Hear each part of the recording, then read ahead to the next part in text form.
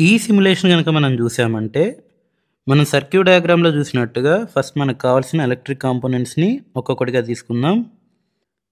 So, అందులో first బ్యాటరీని తీసుకున్నాం.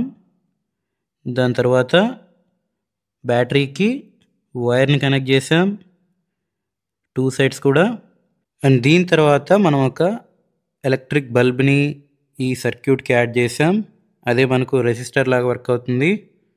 నెక్స్ట్ మనకొక అమ్మీటర్ కావాలి కాబట్టి టు మెజర్ ఎలక్ట్రిక్ కరెంట్ అమ్మీటర్ని తీసుకున్నాం.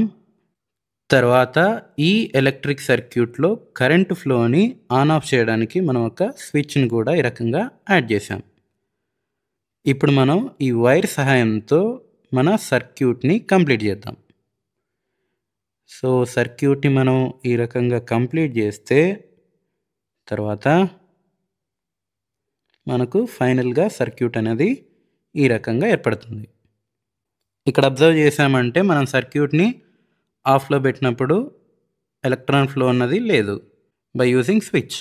తర్వాత మనం స్విచ్ని ఆన్ చేసినప్పుడు ఎలక్ట్రిసిటీ అన్నది పాస్ అవుతుంది.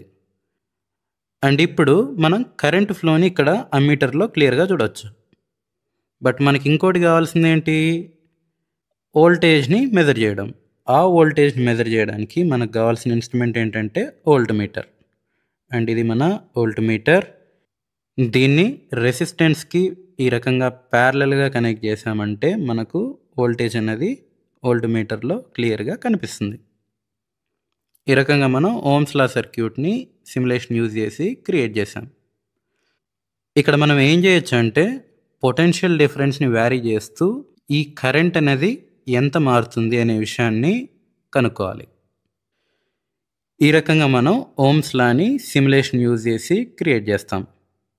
అండ్ ఈవెన్ ఎక్స్పెరిమెంటల్గా కూడా ఓమ్స్ లాని ఈ రకంగానే కాంపోనెంట్స్తో మనం క్రియేట్ చేయొచ్చు.